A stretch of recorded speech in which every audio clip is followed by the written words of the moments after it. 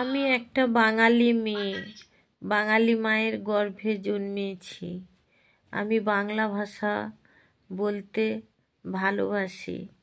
কারুর জন্য আমি টিয়া পাখির মতো সংস্কৃত ভাষা তো শিখতে পারবো না, মানে হিন্দি ভাষা তো শিখতে পারবো না, সংস্কৃত হয়তো আমার পড়াশোনা করে শিখতে হবে। আমি বাঙালি কালচার মানবো না বললে তো হবে না। আমাকে উপর থেকে পাঠিয়েছে বাঙালি সন্তান হওয়ার জন্য, বাঙালি মায়ের গর্ভে। তাই বাংলা কথা, বাংলা ভাষা, বাংলা গান, বাংলা যা কিছু আচার বিচার, নিয়ম কানুন, আধ্যাত্মিক লাইন সবই আমি মানব। তাতে যদি আমাকে কেউ পাগল বলে আমার কিছু যায় আসে না। অনেকে আমাকে বলেছে পাগল, অনেকে বলেছে পাগলি, অনেক কমেন্ট করতেই পারো। আমি পাগল বাংলা মায়ের গর্ভে যখন জন্মেছি, বাঙালি মায়ের গর্ভে, তাই আমি তো বাংলা ভাষায়, বাংলা কথায় পাগলামি করব। তাতে পাগলকে কে ভালোবাসলো না বাসলো পাগলের কোনো হোশ থাকে না। আমি তো অন্য কিছু করছি না, আমি যেগুলো করছি সেগুলো আমার কালচারে লাগার জন্য, আমার শরীর ভালো থাকার জন্য। আমি ভিডিও করছি, আমি গান করছি, আমি অনেকগুলো মালা পড়ছি, আমি অনেক কিছু ঠাকুর মানছি, সেটা আমার ব্যক্তিগত ব্যাপার।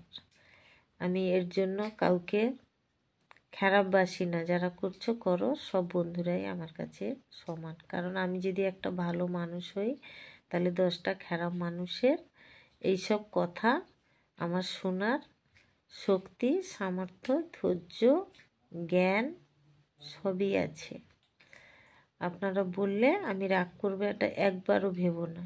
কারণ আমি বাঙালি মায়ের সন্তান, বাংলার সন্তান। তাই বাংলার কালচার আমার কাছে থাকা উচিত।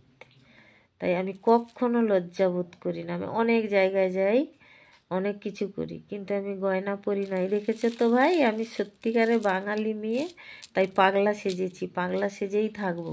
এই পাগলির ভিডিও যার ভালো লাগবে সে দেখবে, যার না ভালো লাগবে, আমার ভালো লাগছে আমি করছি। কারণ আমি যদি এই করে ভালো থাকি, সুস্থ থাকি, আমার মনটা যদি শান্তি হয়, আমার আত্মা যদি না শান্তি করি, আমি এই অশান্তি আত্মা নিয়ে কোথায় যাব? যেখানে যাব সেখানেও হাহাকার। তাই এখানে আমাকে পাগল বলুক, ঢিল ছুড়ুক, যাই করুক, আমার কিচ্ছু যায় আসে না, আমার ভালোই লাগে। তোমরা করো, তোমাদের কাজ তোমরা করো, আমি খুব খুশি। এসব যে পাগলি মাগলি হ্যান ত্যান বলছে না, আমি খুব খুশি।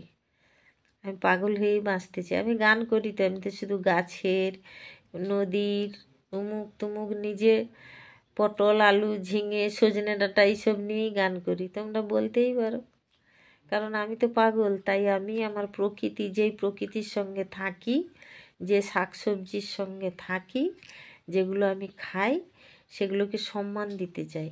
প্রকৃতিকে সম্মান দিলে শরীর ভালো থাকে, মন ভালো থাকে। আমার যত হাজারো কষ্ট আসুক, দুঃখ আসুক, কেউ যদি আমাকে 1 কোটি দুঃখও দেয়, তাতে আমার কোনো দুঃখ নেই।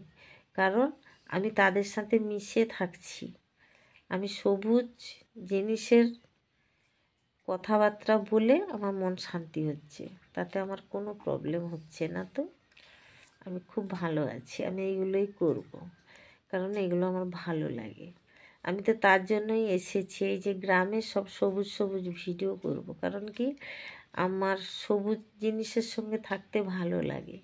তাই আমি সবুজ গাছ, পাখি, যা কিছু পাবো সব ভিডিও করবো। আমাকে পাগলি বলতেই পারো, কোনো ব্যাপার না।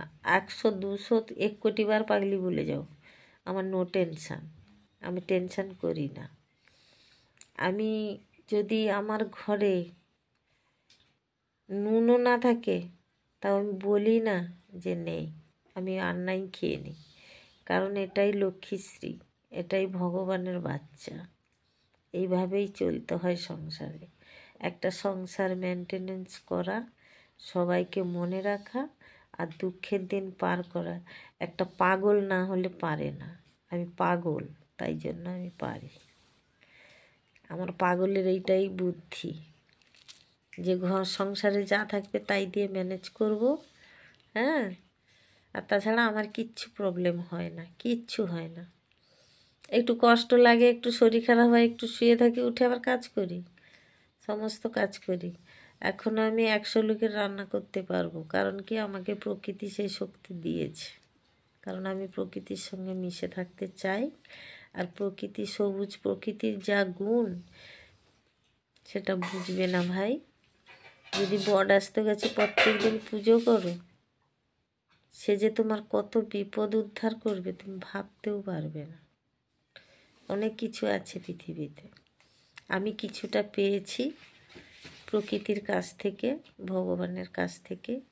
আর এমন একটা মায়ের গর্ভে জন্মেছিলাম, সেই মাকে আমি শতকোটি প্রণাম জানাই যে আমি এত দুঃখের মাঝেও আমার মনে কোনো দ্বিধা নেই। থাকলেও আমি ভালোবেসে সেগুলোকে বহন করতেছি। আমি ভগবানের বাহন, তাই আমি দুঃখকে বহন করে বয়ে নিয়ে যাচ্ছি। আমি প্রকৃতির সাথী, তাই প্রকৃতি আমার সাথে সাথ দিয়েছে।